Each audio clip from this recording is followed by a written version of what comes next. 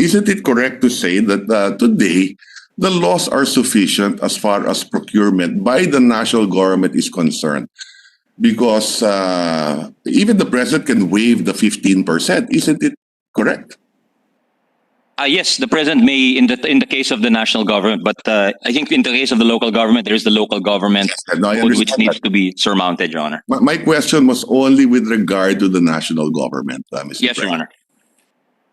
Okay, so I think there's no other provision here except maybe the indemnification. Now, the question is, why is it only now that the national government is telling us that apparently there is this requirement from the suppliers that we need to have a law on indemnification? Why only now? I understand that they've been talking to suppliers for the last how many months? Your Honor, I'm speaking to, for those online, I apologize if there's a lag, but I'm trying to solicit the information from the head of the vaccines czar, Mr. President. And according to him, it was not put forth as a requirement in the early talks with the manufacturers. Okay. In all these countries that these manufacturers have supplied the vaccines, do all of them have an indemnification law with regard to vaccines for COVID? I was told, Your Honor, Mr. President, that not every country has a law, but every country that enters into the purchase of vaccines has that as part of the agreement. So not everyone has a law, but every country enters into that agreement, providing for indemnification, Your Honor. Yes, I'm not complaining about this indemnification. I support it, Mr. President.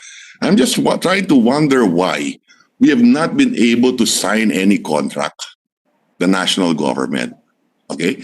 And apparently, if I read the papers, ang latest na binibintangan ay wala tayong indemnification law.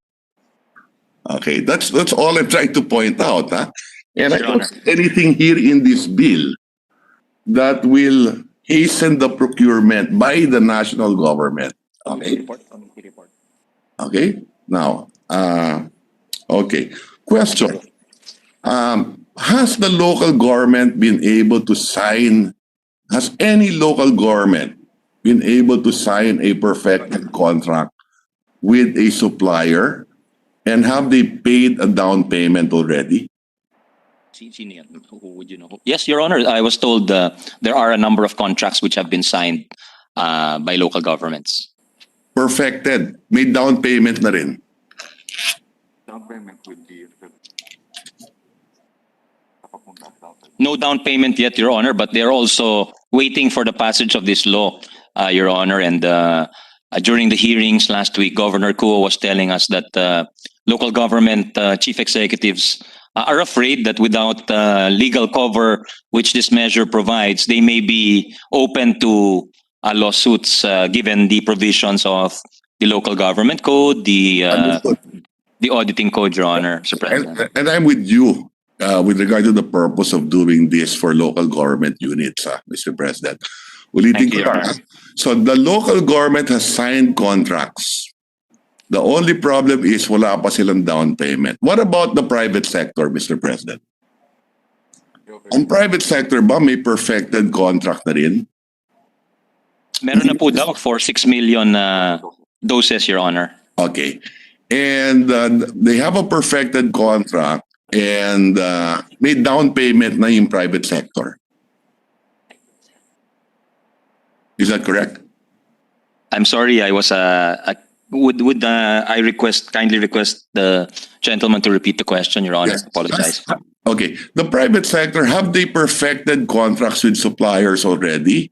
And have they paid a down payment already? Yes, Your Honor. There's been a down payment made by the private sector. And what, 50% on down payment? Yes, Your Honor. Okay. What about the national government? Ang national government ba meron ng perfected contract? Wala pa ho daw. Wala pa.